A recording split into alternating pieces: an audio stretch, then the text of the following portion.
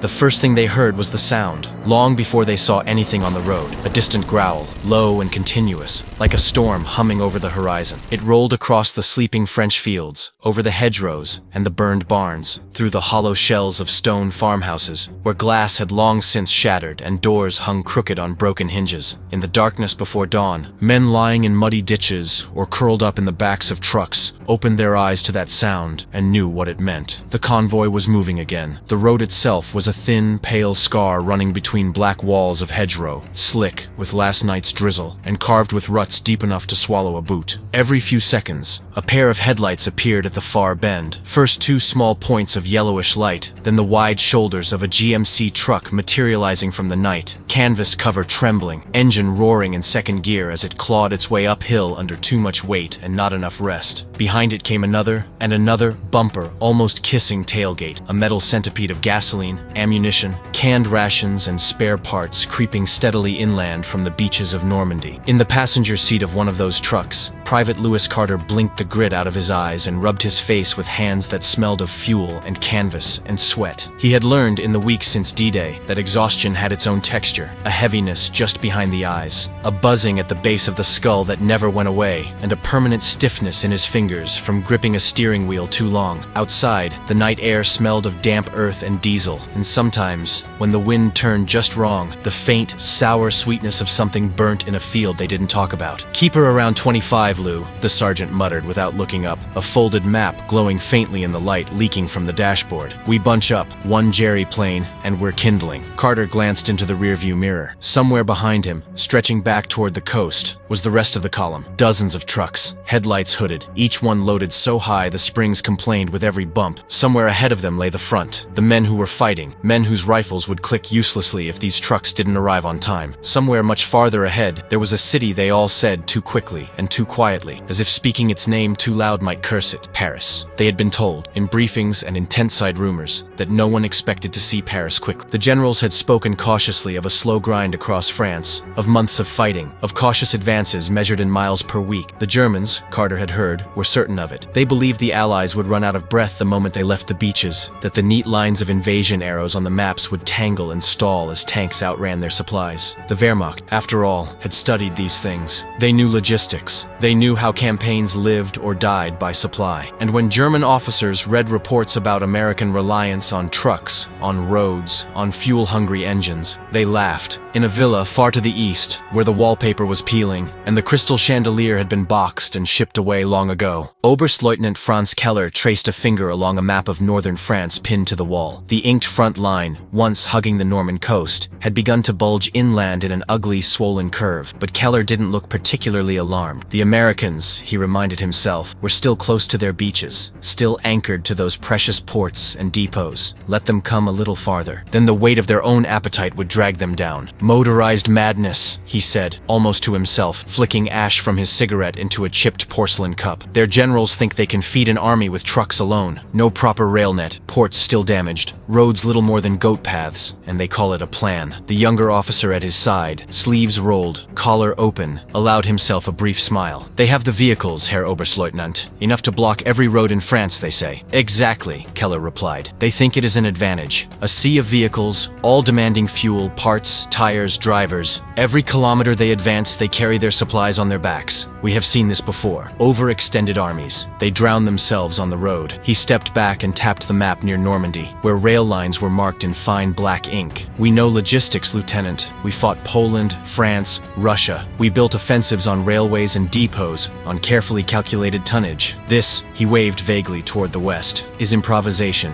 chaos on wheels. Let them outrun their petrol and ammunition. Then we will see how fast their tanks move." Outside the villa, Keller's own vehicles waited in the courtyard. A couple of staff cars, a battered truck, several horses tied under the sparse shade of a tree. The Wehrmacht was never as fully motorized as its own propaganda had claimed, and by 1944 the gap between reality and myth was widening. Fuel was scarce. Tires were worn. Many divisions moved more slowly than the newspapers pretended. Yet the myth persisted. Germany understood modern war, understood movement and supply. The Americans were rich, naive amateurs, drowning themselves in gasoline. On paper, it made sense. On the ground in Normandy, in the weeks after June 6th, it almost looked true. The first days after D-Day were not a sweeping advance, but a slog. In the hedgerow country of Normandy, every field felt like a fortress. Tanks moved at walking pace, scraping their sides on thick earthen walls overgrown with roots and brambles. Trucks lurched through narrow lanes that twisted unpredictably, visibility cut by foliage so thick it might as well have been concrete. German guns, hidden in tree lines or behind farmhouses, waited for the engine noise to draw close, then tore open the lead vehicles and columns with a single ambush. Every mile taken cost fuel, shells, blood, and time. At the beaches, ships continued to pour in supplies at an almost unimaginable scale. Crates, barrels, vehicles hoisted from holds and lowered onto piers, then winched ashore through surf still littered with obstacles and wreckage. Fuel came in drums and cans, later in long, flexible pipelines laid under the sea itself. Engineers struggled to improvise piers, roads, depots out of sand, steel, and scrap. But all of that mass, all of that potential, meant nothing if it could not move inland fast enough. Carter saw only his small piece of it. He saw the dock laborers shouting over the crash of waves and engines. Their sleeves rolled, faces streaked with grime and spray, as they guided trucks up makeshift ramps. He saw the long, snaking line of vehicles inching away from the beachhead, each one loaded until leaf springs bowed and tires seemed to sag with the effort. He saw the traffic jams at crossroads where military police tried to untangle convoys heading in 3 directions at once. Whistles shrilling in the hot air, sweat soaking through khaki and olive drab. He also saw, after a few weeks, that something was changing. At first, the orders were simple. Drive here, unload, drive back, wait. The pace, though exhausting, was understandable. The lines on the map moved slowly, front line creeping a village at a time. Then,